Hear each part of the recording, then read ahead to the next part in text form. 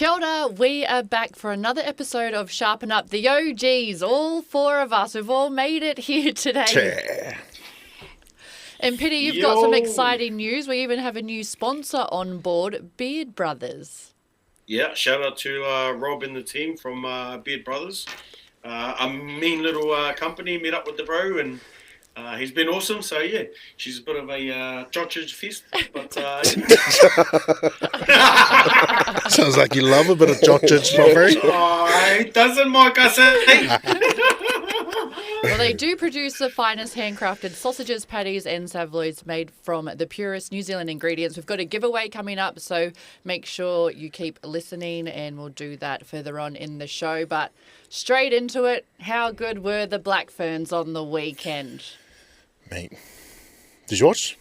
I was at the hospital and, shout out to my uncle who's in hospital, but we were watching the game and every time we went to look up, it's just the score. Another one. Yeah, I was like, another one. It's like DJ Khaled up in here. Yeah, well, they played USA at North Harbour Stadium and they won 79-14. And our girl, Portia Woodman-Whitcliffe, 7 tries. She became the overall leading Black Fern try scorer with 200 test points. I mean, Pity, what did you think of the match?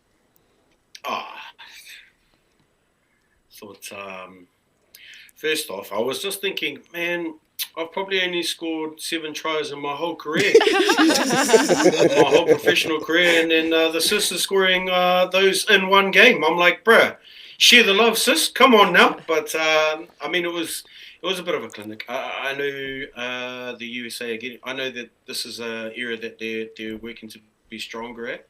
Especially with some of the mahi that they're doing over in the States with the MLR. Obviously, they haven't quite got around to having a competition yet for the wahine, but I'm pretty sure they're one of the nations that are pretty strong when it comes to rugby. We've seen them at the Sevens. I think they came bronze. They got a bronze at the Olympics, and no one expected that. But that's definitely something that they would push a bit of money into to help grow the game over there. So, although it wasn't quite the result that they wanted, it was good to see that the wahine, the USA wahine, still showed up for full 80 minutes, trying to contain Portia, Caitlin, Brax.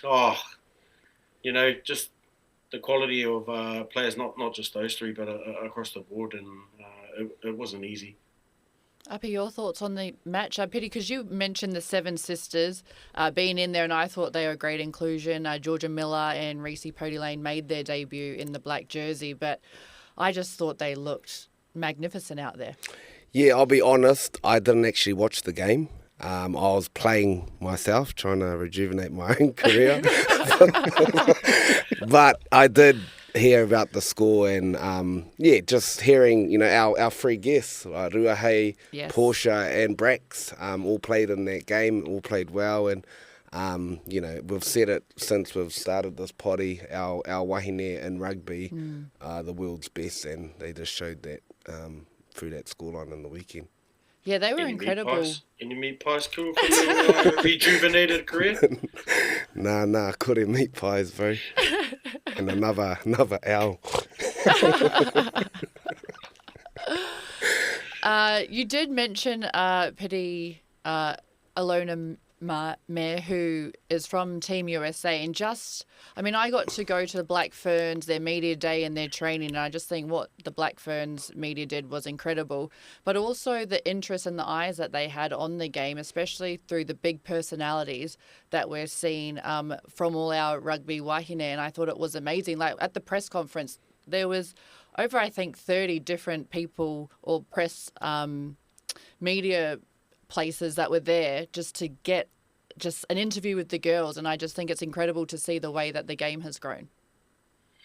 Well, you think of how huge Ruby was in their space, and how everyone's starting to grow from the efforts and the way that she's been trying to grow the game for the wahine.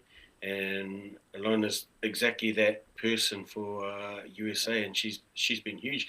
Man, you should have asked her when you did your interview. Yeah, keen to jump on the potty on Monday, girlfriend. I tried. She would have been hard case. Yeah, I very much tried, but she's a busy gal, and so I'm lucky I got an interview with her. But a big shout out to the Black Ferns and all the mahi that they've done, and as they build into the Rugby World Cup in a couple of months, actually, not far away at all. While we speak about rugby, should we move to Super Rugby? And just before that, one thing I did notice about the content that came out about the wahine is, them pre-match doing TikToks together. It's so cool to see. Like, you'd never see, like, the Crusaders and the Canes doing a TikTok before a game. And why do you think wahine are like that, and they're quite... and it's not just in this space, in the rugby, but also in the sevens and the netball. Yeah. Yeah. Well, when Porsche and Alona, they said that they understand that obviously rugby comes first and their team comes first, but they want to promote the game, promote mana wahine, wahine toa, and they're stronger if they do it together and collab together. And I was quite impressed, actually, when we were at that media press conference afternoon. I was actually the one on a knee holding the phone while they did the TikToks. I was like, oh my God. But like the efficiency in which before we even left the media session, the TikToks were up, they're out promoting the game. They understand that they have a big responsibility to do it. And if they can do it together, then why not? And I loved watching everything come out with all of them together. Yeah, I think it speaks to the culture of the Black Ferns and the amazing talent they have. And I think about using those platforms, as Api's alluded to reach those, the next ruahei in Omaio who's got TikTok and seeing that as well, like that in terms of marketing the game and being great ambassadors for rugby across internationally, not just here in Aotearoa. I think that's really smart of them. Clever cookies. Yeah. Very clever. Hard out. Well, I just think the marketing side of it, it's huge for the girls and them actually doing it themselves. Like, obviously, there wasn't much around it, so for people to get eyes on games, eyes on the TV to watch them, I thought the way that they went about it was huge. And it wasn't just with the USA. They did some mahi with the Canadian wahine too. And it's just obviously shows that it's all about the game and growing the women's game.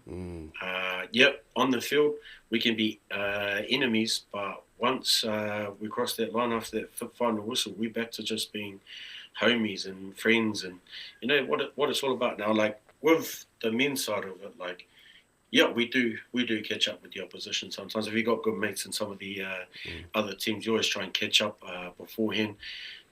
Don't want to do it pre-kickoff as you're trying to warm up and see the good luck today, Michael, things like that. But you want to try and keep that, do that sort of stuff before and then catch up later on once it's all done. But what I do want to talk about, actually, did you guys watch the anthem? The anthem singers, the choir? Oh, no. Did you see Oh, bro, you've got to go back and watch it. Honestly, they were on. Oh. They were Mickey. They sang the United States national anthem, and it was like, I don't think you can fault the vocals and the way that they sang it. It was amazing. I don't know whether the girls were laughing at it because they weren't used to it being sung like that, but I mean, I'm pretty sure they would be pretty happy with the way that the choir sung it for them. It was pretty hearty and pretty mean. Nice. Mickey. Love that. Can we move on to Super Rugby now? Yeah, for sure. Nice. Sure. Moana Pacifica. Jordan. We spoke about how great they've been going, how good Artie's been this year. So I was quite surprised when I saw that scoreline and the way that the Chiefs just blew them out 85-7. Yeah, I mean, the Blues game, I was like, okay, something special is brewing here. And then to be kind of like a humble pie, like a very large humble pie at that. Like I asked Api before we come in here, like, was that a record? And you're saying it was for the Chiefs, right? Yeah, I think it was some type of margin record for them. I don't know, like... Hey, like, Artie's been playing out of his skin, player of the year, obviously, but then to have that, I was like, I know. Well, especially when we spoke about they had to win these games, right? Like, there's still a chance they could make fun, but they really did need to win this one. Peter, your thoughts on, I guess, the Chiefs Yeah, just look, dominating? they've had they've got the toughest finish out of the teams trying to chase that final spot, and I feel the game on the weekend could potentially have been them saving themselves for this week. Oh. Because I've had the scalp, I've taken the scalp before. Yeah. Against the Canes, and this is an opportunity to actually target this game. Like, they knew that they had a good chance against the Blues, that they could, if they get that, then obviously the way that the Chiefs are playing at the moment, they're on fire. The only way you can compete with them for 80 minutes is you've got to be on that level of pace in terms of dictating the speed of the game, which I don't think Moana could have done for a full 80 minutes. I could be wrong, but I have a feeling they purposely targeting this game this week. Now, I know Adi was playing, but I mean, you want to live by the sword, you got to die by the sword. And you see that. You saw after the game his kōrero to his teammates, you know, and how inspirational that is after losing, taking a hammering like that, but telling the boys that, you know, these are these learnings that we talked about. Yeah, we played mean the week before. If we're going to grow from this, we need to take these learnings and then move on and start focusing on giving ourselves one last chance to have a crack at the playoffs. So I have a feeling this week's going to be a pretty tough ask for the Hurricanes to contain them. Although it's here, and Moana aren't too bad away, but I reckon if this game was in Harbour, it'd be a totally different story. I reckon that support that they've been freaking building slowly, this campaign has been huge. So I reckon that would have got them over the line. But there is whispers that Tofinga Fepuli'e is chasing Moana Pacifica fans to go hang out with him in aisle 19 at the Cake Tin, and sort of try and help them get through and get this, I guess, beautiful season that they've had so far all the way and get that opportunity to play in the playoffs. Well, Pity, how are you feeling then? Because your Canes beat the Reds on the weekend, 31-27. So how are you feeling about the Canes' performance on the weekend and their ability to take on Moana Pacifica at home? Oh, look, it was a tough slog for those boys, going over there and not expecting to be pushed like that. Although the Reds are like the second best Super Rugby team over in Australia at the moment, and they've been pretty consistent. It wasn't an easy task for the boys to go over there, but they got the dub, and so this week, you know, they've got an even tougher ask to back up a big performance like that. There is chats that the only two teams that potentially will go all the way would be the Canes and the Chiefs to the final. Just the way the style of footy that they've been playing. But I mean, Crusaders and finals footy, they're a different beast, man, and I hate it. Like, it's like they turn a switch and they know what finals footy is. They just got to get themselves there and turn the switch, and it's like, oh, here they go again. But this week's going to be tough for them. It's not going to be easy. I think Moana, they'll be hurting a bit from the result on the weekend, so they'll be trying to, you know, I guess, bully the bullies in some ways, and that being the Canes. You mentioned the Crusaders, Pity. They had a very close win over the Landers. So, I mean, but like you said, they know how to turn it on right at the right time when it comes down to finals. So the Landers are in a position where they've got nothing to lose. So they've just got to throw the kitchen sink at these next couple of weeks to try and, I guess, be the party spoiler, so to speak. I've had it when I was playing, that the teams that are near the bottom, that aren't going to make the top 8 or top 6, they always try and target them just to pretty much piss them off, leading into playoffs. So yeah, it wasn't easy for them. Like, there was a couple of opportunities that the Landers probably blew. You know, I think they had a lot of the momentum in their favour, but they just couldn't quite capitalise at key times.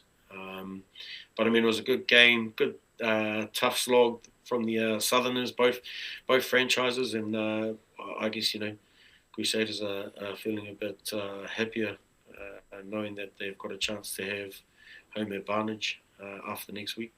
Well, this week. So who are you backing, bro? You still sticking with your teamer? I'm still sticking with the Canes, but when it comes to Moana, my bro, when it comes to the Moana Pacifica, I want them to actually win. I want them to win this week just to make this a beautiful year for you.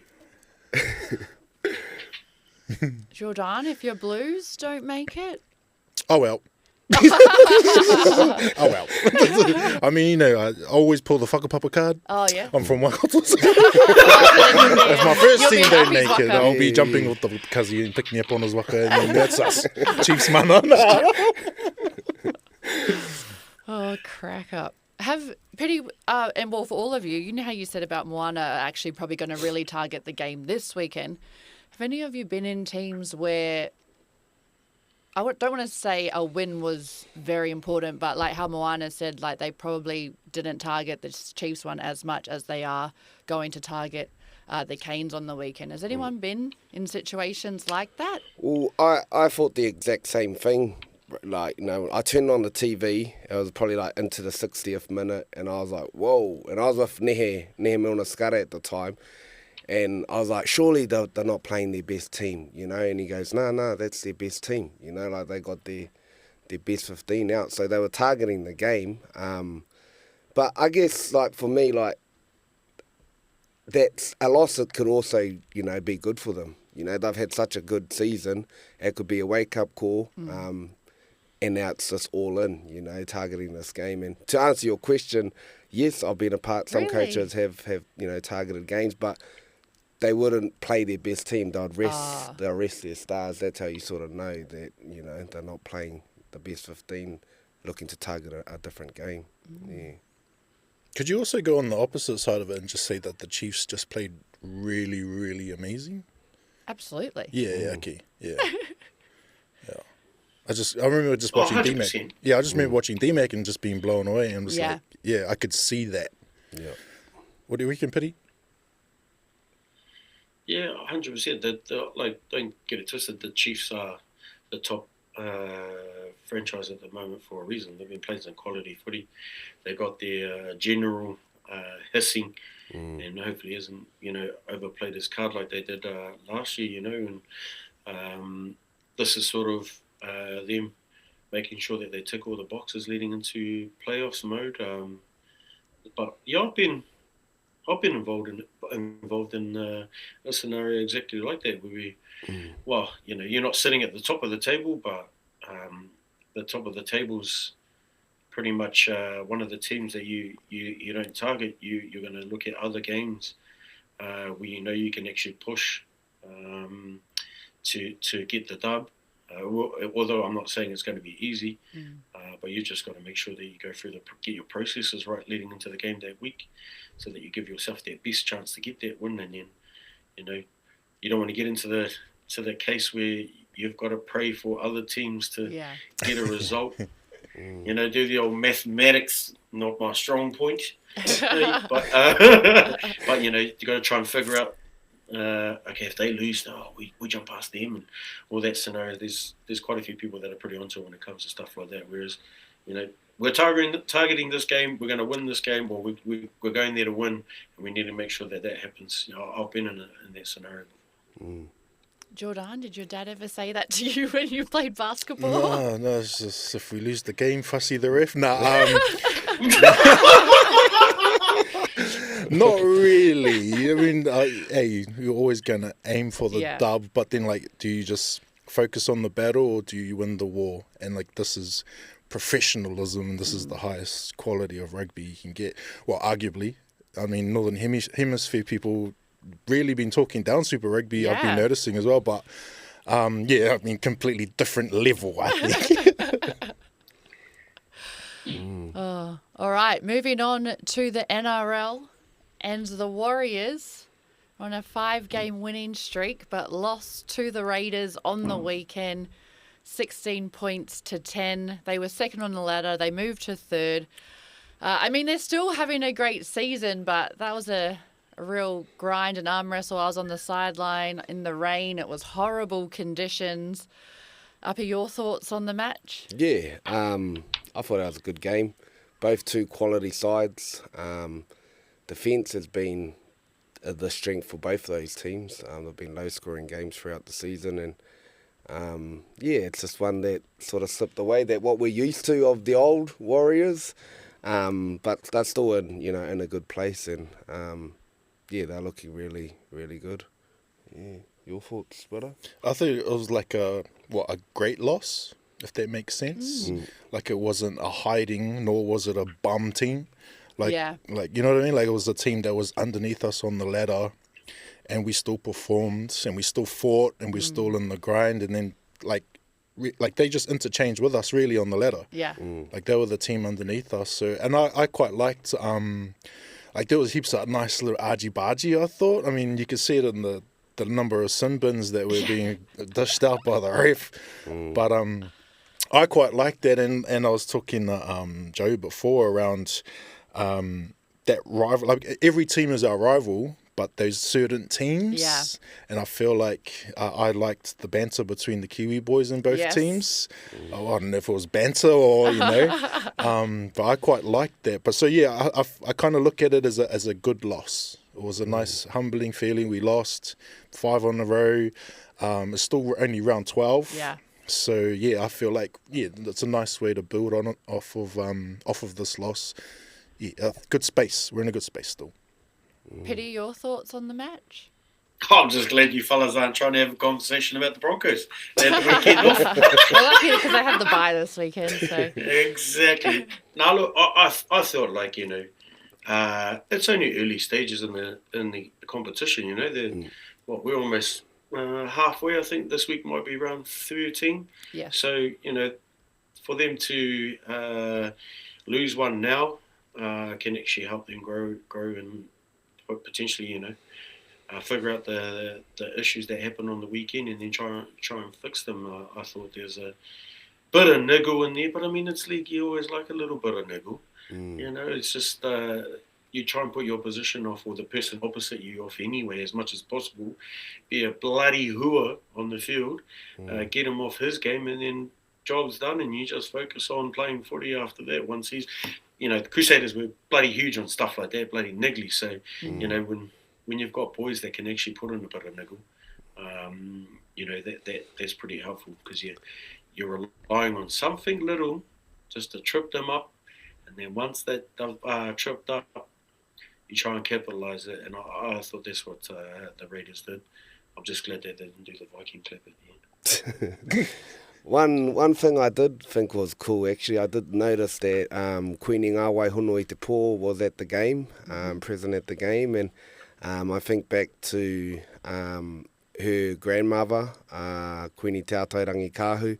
She used to go to the Warriors games back in the day, and she was the kaipapuri of the Māori of Māori Rugby League too, so it was it was cool to hear that Queenie Ngāwai was at the game, watching the game, and sort of carrying on that tradition and knowing, how much Māori have contributed to rugby league in our country. So cool to see Te Kahui Ariki at the game too. yeah, I agree. I saw them, gave them a little wave up to them in the box, which was cool, and I felt the same. It was great to have them there supporting. Going back to the game itself, Andrew Webster was disappointed that the Warriors didn't capitalise when the Raiders did have players sent off. So he's spoken about discipline in that regard. But then in the press conference post-match, Ricky Stewart, he's always good for some good press conferences, and he was having it out with some of the media in there. I was just sitting back just kind of going, oh no, now you've done it. Because Ricky was talking about the sin bins and aggression. I love the way Joe Tapine played, and he just played with that aggression. And Ricky said, well, what do you want as fans? We're trying to promote the game. We promote the game. We show all the big hits, all the aggression. He said you can't then, when players do this, start in the media slamming them and penalising them when they are giving you everything that you've asked for, especially when it is within the rules and legal. So your thoughts on that, especially when we look at Origin coming up, which is it promotes aggression, right? We've seen all the run it straight competitions. Everyone's loving that. So, I mean, I actually loved the way that I thought the Raiders played and took it to the Warriors, because they were up against 27,000 fans as well, and they didn't take it laying down.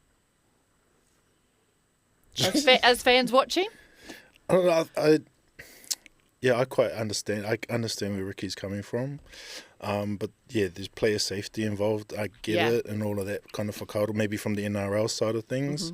But I think as a referee, that's what I was going to ask, if any of you actually reffed the game before, because I always feel sorry for refs, but it's like, how do you gauge what you let go? Yeah. In the moment, and it's like, and then when is it your responsibility as the ref to actually take control and protect players as well? And I guess there's a fine line. I don't know how you gauge it. And these are the best rugby league players in the world, smashing each other. So it's like, I don't know. I was be interested to hear the man himself. Your whakaaro, bro. I've been coached by both Webby and Ricky, and like I don't know, like player safety is so important. Like that should be priority, and people say, the game's going soft and and the replays are stopping for the replays, but I'm all about player safety. I'm all about the well-being of players, and coaches will speak up for their players, whether they lose, whether they win. That's what those coaches are like anyway. So they're going to back them if they're wrong. They're going to back them if they're right. So, but whatever keeps our players safe, that's what I'm all about. Yeah, I agree. Pity? So you're not a fan of the old shoulder charge anymore? Well, I used to be. Nah, I'm not. Yeah, no, I'm not. I'd rather keep the players safe. But holy hicka, man, the old high tackle is around your pito, around your belly button up the East Coast at the moment. So I don't know about that one. You fellas started new rules up there, wasn't you? But yeah, whatever keeps us safe. Yeah. Oh, look, I can see where Ricky's coming from. They train hard to compete really hard.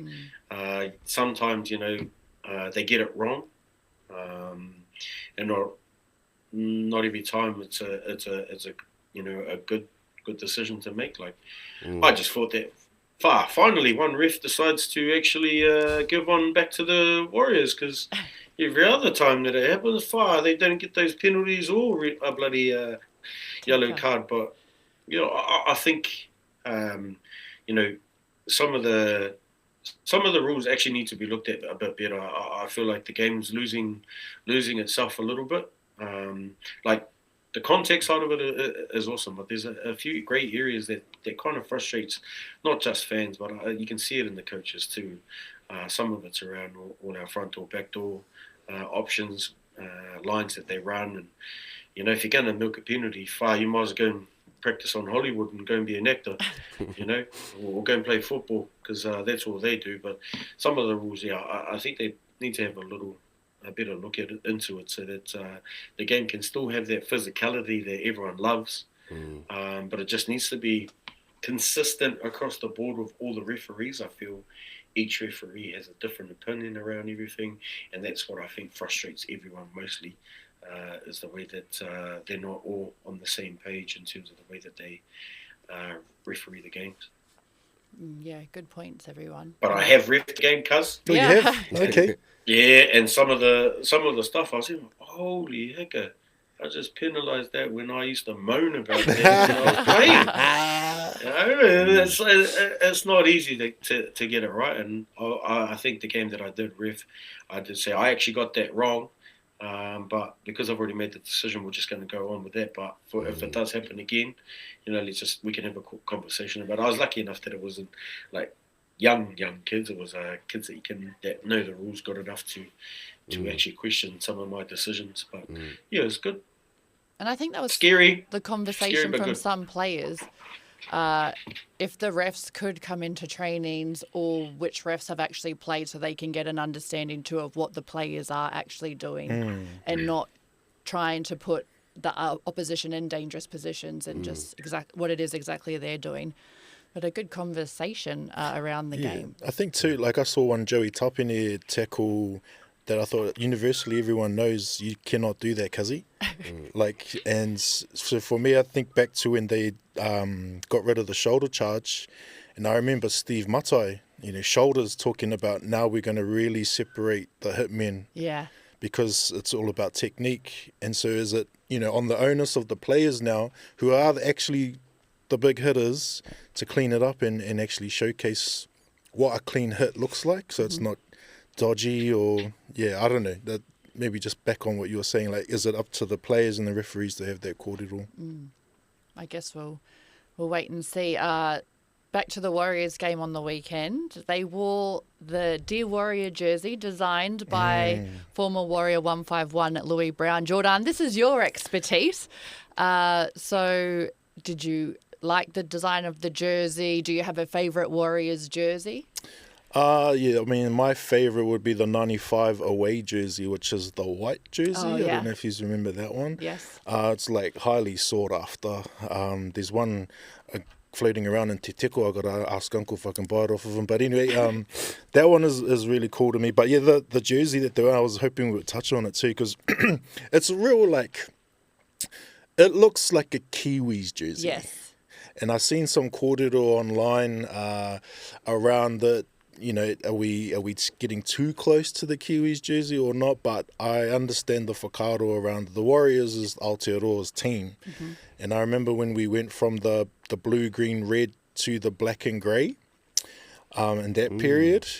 And because we went from Auckland to New Zealand Warriors. So I know that because I'm a fan of the jerseys and I know the knowledge behind the club's history and stuff. But to people who may be new to rugby league or entering into this WAS era, that's the rationale as to why it's those colours, and just wanted to make that clear to everyone why it was black and white. But I like them. It kind of reminds me of the Super League era, the design. Yeah. But I quite like it. What do you guys reckon? I'll just touch on that. So the black pays homage to Louis' connection to his ancestral homeland, the Chatham Islands, and the black robin, which was in 1980. There was only 5 of them left. They were going on extinction, but they have survived. So they represent resilience, belief, and survival, which are all woven into the Warriors' DNA. So that was his whakaaro behind the black robin, where he comes from, and why he wove that in, alongside, obviously, the black and white being our national colours. But I thought they looked beautiful, the jerseys. Uppy? Yeah. No, I thought they looked good too. Yeah.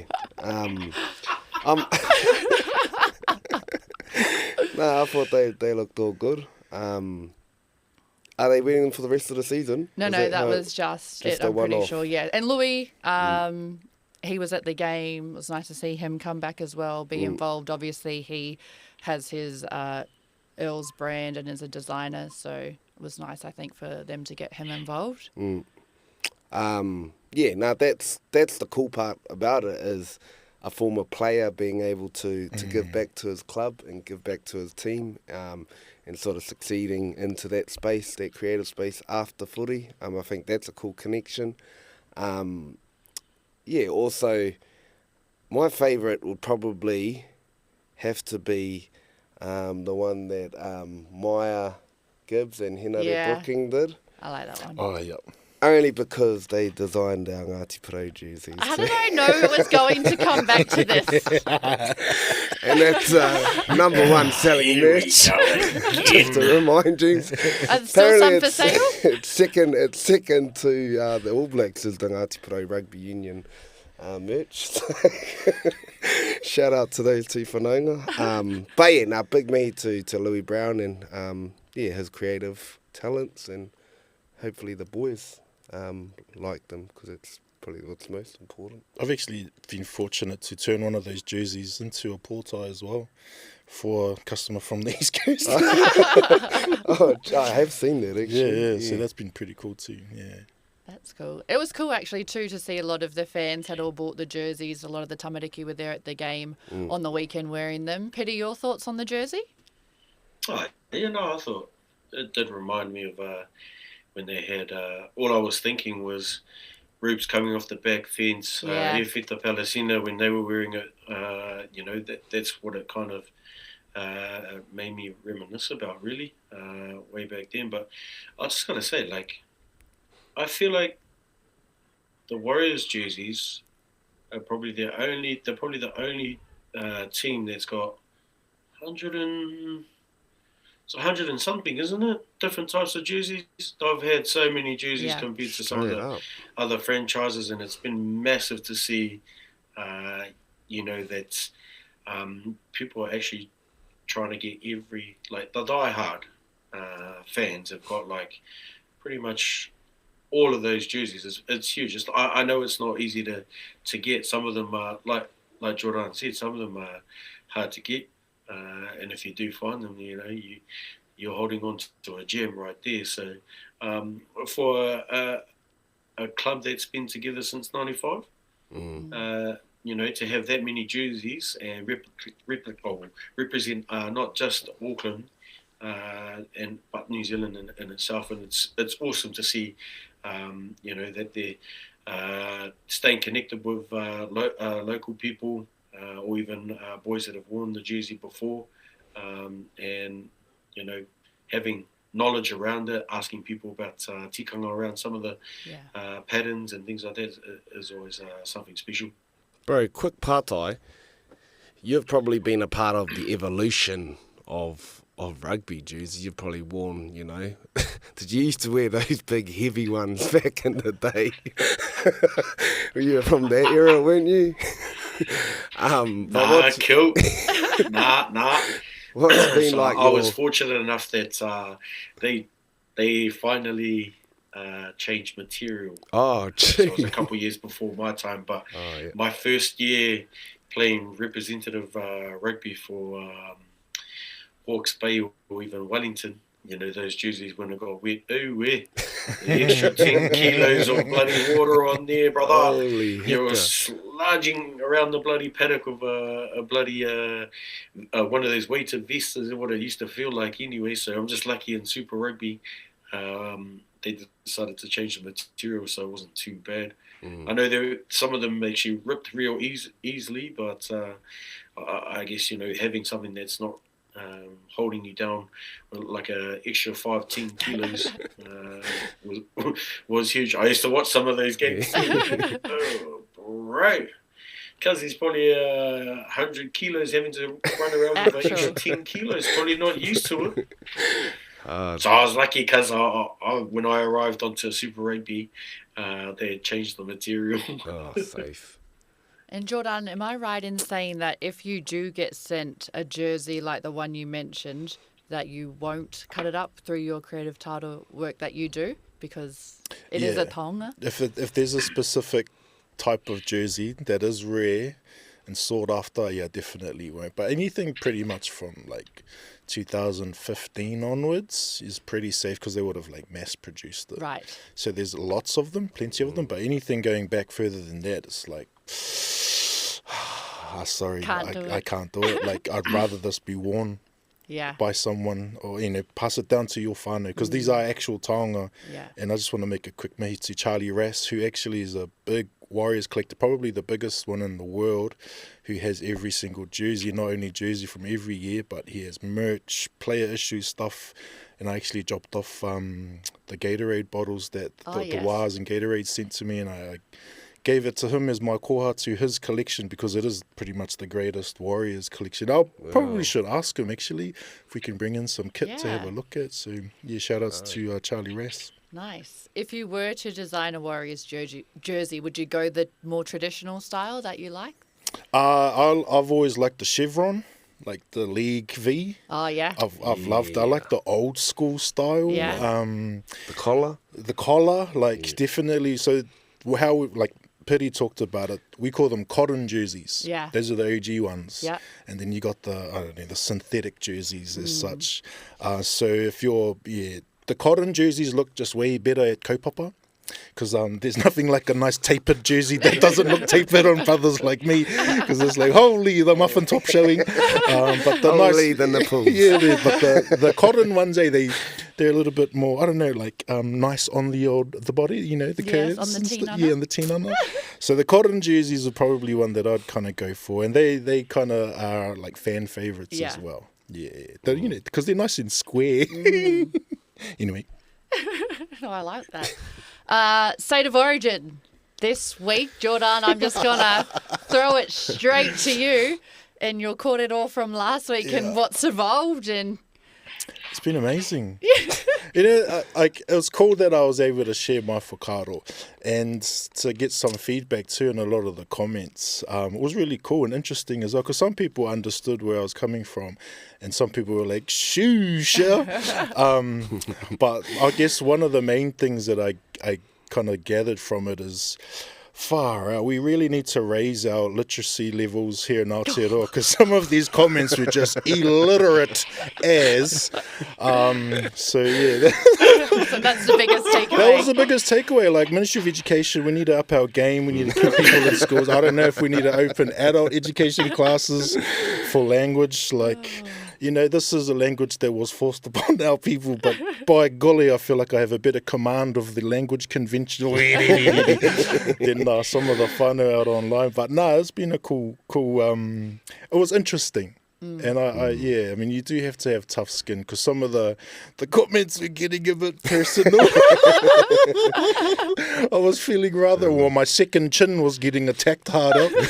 I think someone was pointing to the nose hairs coming out of my nose too. I was like, wow. They got in there. They got in there. And I was like, far out. Damn.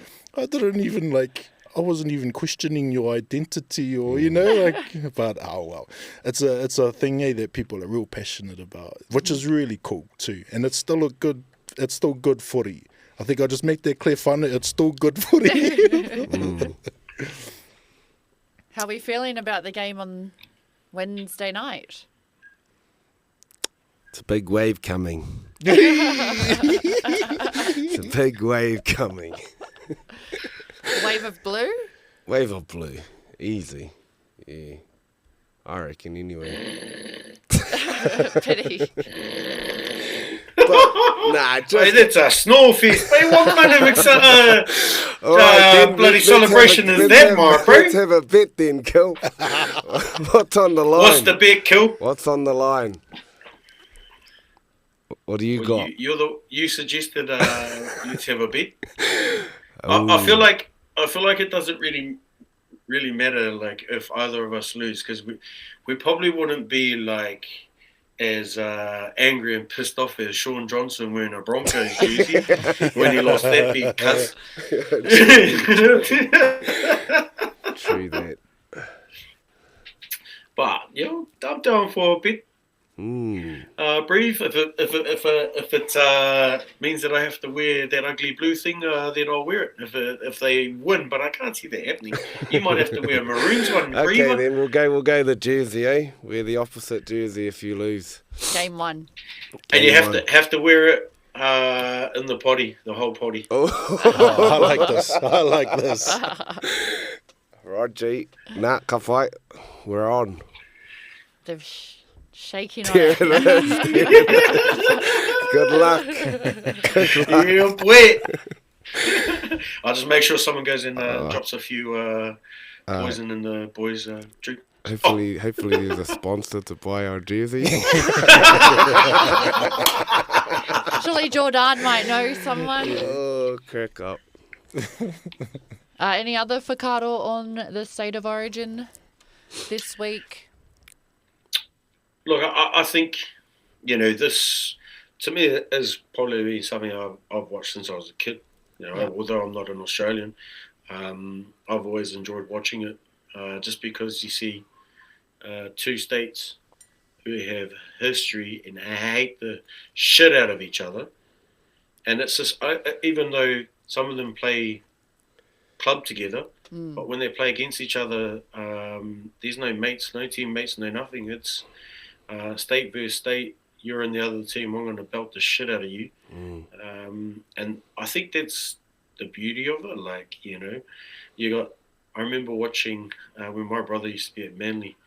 Hopoari was on one side, and freaking a couple of his teammates who were on the Queensland side, and they run straight to each other trying to punch each other in scraps. And I'm thinking, so you fellas are teammates at club. How the hell are you trying to give each other a hiding in state? So I think just that rivalry, although it's probably toned down a bit more these days than what it used to be. Obviously, everyone wants to bring back the biff, but probably not allowed to.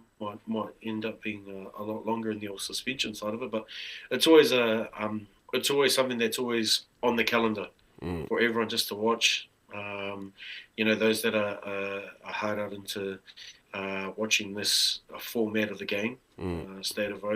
This is something that they're always trying to have a go at. I remember in camp with the ABs, would have in the team room a white picket fence, one side Queensland, other side was the Blues. And honestly, we'll be throwing bloody popcorn and freaking water at each other when you score meat, when your team scores a meat pie. The funniest thing was there's only probably about 5 boys that were in the blue side, and the rest of the team was in the. Yeah, it was one-sided quite a bit. I remember Dougie Hallett being I'm pretty sure Dougie was New South. I definitely know Ma'a and Amir Tialata were, because I always used to give them heaps of shit. Actually, I've got a pretty funny story. So we have a signing session with the ABs, right? And it goes sort of alphabetical. And so Namir was next to Brad Thorne. And Thorny obviously being a Maroons player himself. Yeah, Namir being New South supporter, thought that it'd be funny to write New South Wales on Thorny's little piece of paper to where Thorny was sitting and to sign everything.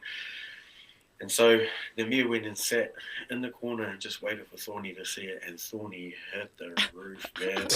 Honestly, I've never seen Namir shit himself seeing Thorny's face and how angry he was. It was like he was sniffing out blood, like, where are you? I'm going to kill you.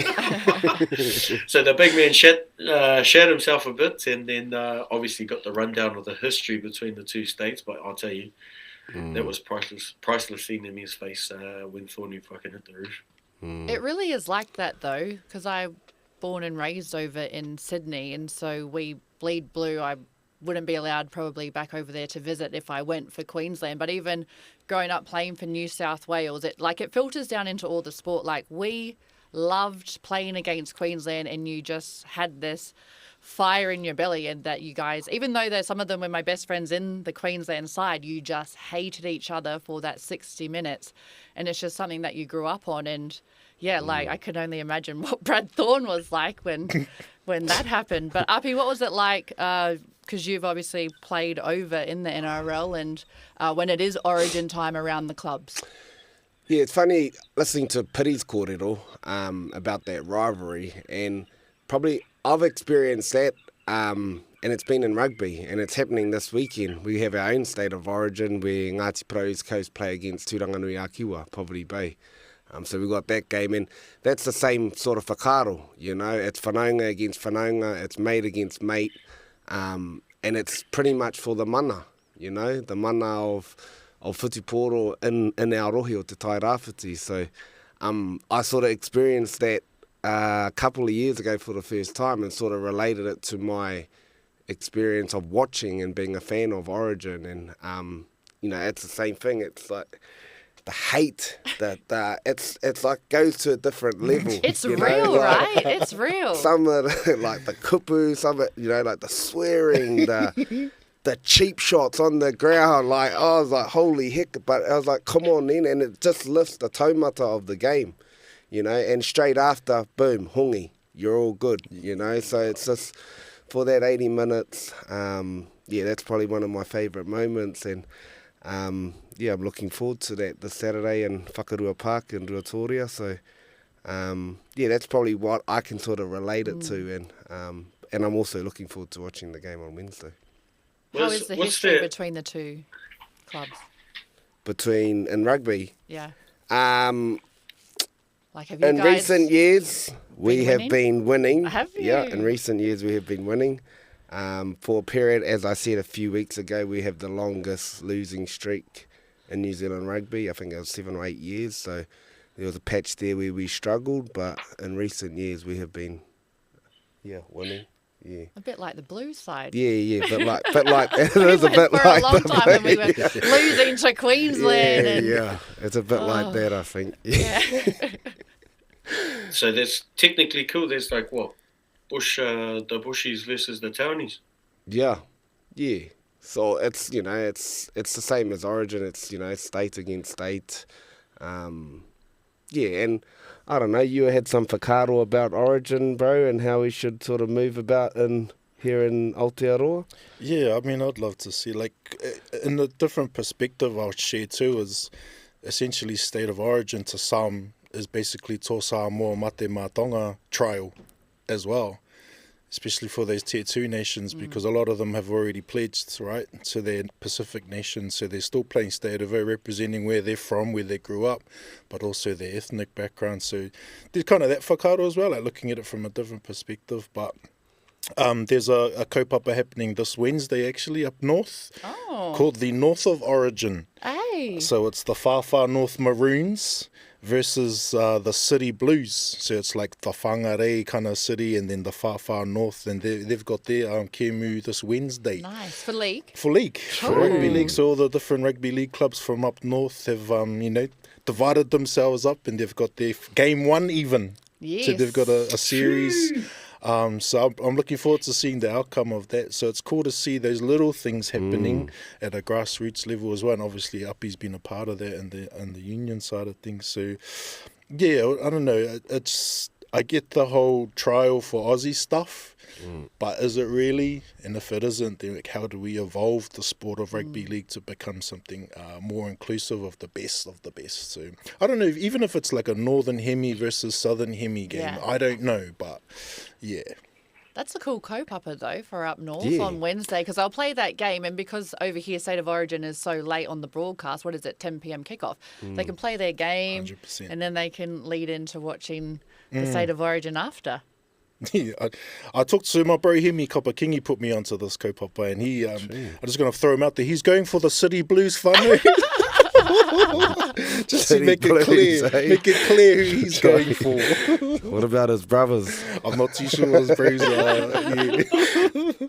Nice. While we're on some local stuff, Uppy, you had your wānanga on the weekend for the Tama who will play in the Māori Rugby League tournament this weekend? Yep, so we had the kōtiro about 3 weeks ago. We got the Tama tournament in Rotorua this weekend, Saturday and Sunday, and I think there's about 50 teams, from under 15s and under 17s, so that's 20, what's 50 times 25? Heaps. Is that 500? Nah, that's like $2,500. I think it is. Just go with heaps. The math isn't mathing, cousin. The math isn't mathing. I'm pretty sure. It's 1,250 players, I think. At least? Yeah, at least 1,250 That'll be players at the tournament. And seen a couple of teams from Mahitareira. Adam Blair's arrived with his crew, Te Hononga. Bodine Thompson, another former player, bringing some Māori kids living over in Ahitereiria, and that's pretty cool to see. A reconnection for a lot of those kids, and for majority of them, some of them haven't even been to Aotearoa, so this will be their first experience, their first Hawkeye into their ahurea Māori. It's such an awesome kaupapa, and I'd like to shout out to Aotearoa Māori Rugby League for providing these platforms for our kids to express themselves. And every agent of every NRL club is at these tournaments watching our kids. So a lot of our kids get picked up from these tournaments. So wishing everyone the best. We just named our 15s and 17s Ngāti Pro sides tonight. So shout out to our kids and to all the people behind the scenes that get our kids to these kaupapa. Yeah, it'll be huge. Any poaching kill. Nah, bro, which was pretty cool, actually. Like, we started, rugby league, trying to start, Ngāti play rugby about 3 years ago. And in the weekend, we had 100 kids between under 13s, under 14s, under 15s, and under 17s training on one field, one rugby field, in the heart of Ngāti Pro. If you told me that 3 years, I wouldn't believe you. But it shows that our iwi is ready. Everybody knows rugby union is the number one in our rohe. But our kids are keen to learn. And the cool thing was, majority of those kids live on the 35. So they're coastie kids. There wasn't as... there were whānau that drove up from Wellington, drove up from Palmerston or from Auckland. But the majority of the kids are living on the 35, so that was pretty cool to see. And yeah, there's definitely some talent there, and looking forward to seeing how they go. I'll just add on to that kōrero too. I was at Hopu Hopu on the weekend watching my nephew play, which is a sacred ground for us Waikato Rugby League boys, a place that I played. And the amount of whānau there, like the car park was packed, and it was local club footy, age groups, and... that for me was a sign, just as Api alluded to, like, we're growing the game. The game is really great. Every team, like, there were clubs that I hadn't even heard of. I was like, what's that club? Oh, it's a new club coming out of Hamilton E. I'm like, what the heck? So it's really cool to, just to touch on what Api was talking about, the game growing, and yeah, it was really cool to see back home as well. Absolutely. Not only that, though, I feel like that, having those new teams from Aotearoa, giving those tamariki that opportunity to come over, immerse themselves not only just in the tournament but in their te reo. I know with our club, with Ngā Hau e Whao, Wānua Mata, it's not about just whakapapa. It's about living and breathing your tipuna and understanding, this isn't just, play Māori when you show up in these things. There's girls learning about karakia, where they're actually from, like their whakapapa, their pepeaha, and then trying to have conversation, together. I know this generation probably not as strong when it comes to speaking our reo. Ahua whakamā, we tai o ngā tamariki enari, it's about pushing them to tell them, our reo is beautiful, that we just need to embrace it. Because I know some weren't from Kohanga Reo. I was fortunate enough that I went to Kohanga Reo because they opened the first one in Wānua Mata when my nans in there were, so it made things easier for me. But some of my cousins didn't get that luxury. They didn't go to Kohanga Reo, or they didn't get to go to their next step and still ako i te reo. But giving these kids now opportunity and a pathway, not only for through sport, but also their connection through their reo and their whakapapa is massive. So it's cool to see some of those teams from Mahi Te Rere, getting the opportunity to come over here and jump and have a crack in this tournament. Not only that, gives us opportunities to go over there too, play against those teams when you want to do a tour, take the girls for a bit of a trip. I know Ken took our girls a couple of years ago and played some of the high schools there, kicked their ass. Showed them, but they got that opportunity, and a lot of those girls have been looked at, been given an opportunity to be a part of theatre clubs for the NRL, and that was never there for them. That's just been created over the last 5 years, which now has been huge, and it's been taken off, not just for our kōtiro, but for our tama as well, which has been massive to see. That they've got this pathway now. Not only that, they've got the obviously PYC later on, where all our Pacifica kids can showcase their talents as well. But it'd be good to see, them have their games televised or their tournaments televised, like our Aotearoa New Zealand, our Māori League tournaments as well would be huge. Just you never know, you might scout some talent just watching it on the live and things like that, which is huge. Yeah. I totally bro, and I just like to say I got newfound respect for coaches, because it's been the first time that we've had had to like select the team because, as I said, there was 100, there was 45 in each squad. You're only allowed to take 25. So that's the first, the previous years we were struggling to get 25. So everyone's in the team, So it was the first time I had to actually, let whānau know and let tamariki know that they didn't quite make the team, which hits different. But we always, as we said, they're still part of the kaupapa. It's not really about rugby league. It's just about reconnecting everybody to our iwi and learning more about who we are and where we come from. And Api, on your journey home to the Wānanga, you actually stopped somewhere and got an offer for our podcast? Oh, yes. Ngāti One. We stopped in there in Tūranganui a Kiwa. I just got this feeling to go. So me and my sister and Nehe, we sort of stopped in there and go down and have a look and listen to the kōrero. It's been 95 years on record. They gifted the land to the council. But the council's not using it at the moment, so the iwi are asking for the land that's not being used to return it to the iwi. So if you're within visiting Tūranganui a Kiwa, go down. It's an open place for everybody, it's one of the whanaunga sort of like, you fellows should come in and do a potty out of there. So we'll try and make it happen, whanaunga. We might need some sponsors to fly us to Tūranga.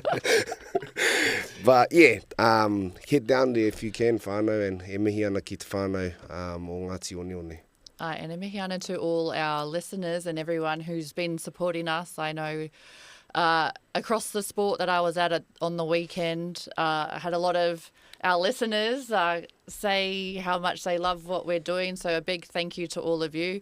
There's even one at the Auckland FC match. Auckland FC lost on the weekend. But, even to be at soccer, at football, and have people come up and say, we love the podcast, we love what you guys are doing, and giving us a platform to listen, especially to the grassroots, the local and the Māori stuff is awesome. So thank you to everybody who tunes in and listens. I'm going to hit you all with your sharp as or sharpen up moments in a second, but before that, I'll let you know about our new sponsor, Beard Brothers, who, as I said at the top of the show, produce the finest handcrafted sausages, patties and savoys made from the purest New Zealand ingredients. The boys' mouths are watering as I say that. But to celebrate our new sponsor, we are doing a giveaway. To be in to win the ultimate outdoor cooking bundle, which includes a Cobb Pro portable gas grill, a roast rack and a frying pan, all provided by Beard Brothers. All you have to do to enter the draw is like the post, which will be on our social medias, and follow both Sharpen Up and Beard Brothers, and you'll be in. It's that easy. We can't enter. I was about to say, are we allowed to enter? Have you used the Cobb grill before? Yeah. Mean. Right, hard meaky. Nicey, eh? Yeah. Goes good when you got some sausages to I have to tell my whānau to enter. For me, though. Yeah. Stay on track. Oh, wait. Well, I'll tell you what they do the best snag that I always enjoy from them is the boil up pork and watercress one that they've got. Nice. Otherwise, the other one that they've got is the puha and pork snacks. So the bros, when the bro hit me up about it, I was like, yeah, bro, that sounds hearty. I'm keen. Hook a brother up. So a big thank you to Beard Brothers. And as I said, head over to all our social media to enter. Right, our sharp as or sharpen up moments of the week. I've got two. My first one will be the Pulse absolutely dominated the Stars in the ANZ Premiership. They beat them 69-45. I thought it was going to be a close contest. I actually backed the Stars, so great work by the Pulse. And my other one will have to go to Portia Woodman-Whitcliffe, who was a guest on our show a couple of weeks ago, so you can go back and listen to that, but scoring 7 tries against USA in the Black Ferns jersey. Nice. That's a pretty good moment. Yeah, right? Damn. I got a sharp as moment. The Wahine Taniwhare Rugby League versus Turanga Waiwai Rugby League down at Patterson Park on Saturday. That was really cool. Just to see the growth of local Wahine sports. We see it at the professional level, the likes of Portia, but also grassroots level, and then my sharper nut, what is it? Sure, anyway, my sister was at the airport, and she gets mistaken for Valerie Adams. So my sister's like 6'3", way stronger than me, and this whānau were taking selfies of themselves, but with my sister in the background. They thought she was Valerie, and then Pose or what? bro, and then my sister, being the hua that she is, she was like, "Oh, did you take a photo of me?"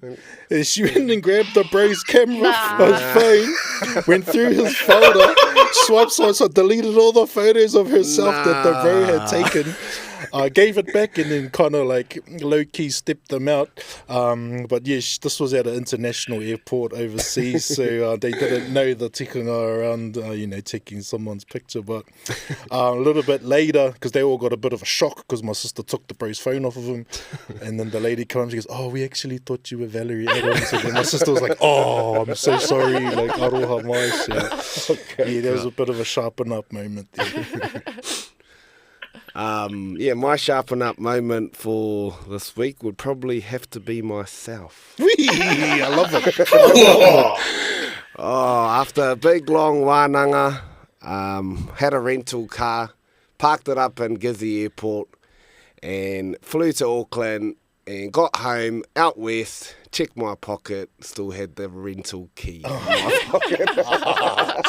The old travel stories. We've all been there. Surely people have done that one before. I've never done that. I was I've never on done the that. Facebook status. This was at 5 p.m, got to Auckland, put it on. Anyone going back to Gisborne tonight on the 7 o'clock flight? And no hits, just a lot of laughter from all my whānau and friends. But shout out to Martai Smith, he took it back on the first flight this morning, so I'll sharpen up on that one. Oh, bro, if I was your whānau, I would have said, "Give me the keys," and I would have taken it for a hoon. Left half a tank, and then they'll be charging you for the petrol.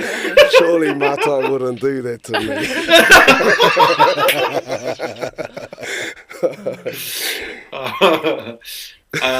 Sharp hairs moment would have to be along the same lines as Court's actually about our manuhiri that we've had on the show throughout that whole competition. They've been massive, huge. We're very lucky, obviously, to have them show up. I got shafted for half an hour because We just weren't sure if you were going to turn up. Porsche showed up and later, bro. So sweet as. But no, just the them showing up and giving up their time to be on our podcast was huge. And I don't really have anything to sharpen up. Oh, actually, probably this weather, because I really need to get out on the water and go for a bloody fish. I'm bloody over it, bloody sitting in this bloody office. Damn it. Nice. Well, thank you everybody for listening. As we said, thank you to our new sponsor, Beard Brothers, and also thanks to Groove Bar, who've sponsored us from the beginning of this podcast. Anyone else who wants to jump on board, just get in touch with us. But it's nice for all four of us OGs to be back together this week. True. Up the blues. Can I get a sponsor? Can you someone sponsor me a send- flight to Auckland so I can come join the team in the studio? England. Chances. Can someone send Chances. me a New South Wales jersey for pity? Cheers. Later. What's size you up? Right, I got you a tight top kill just like your playing days, brother. Up the blues. Ka kite.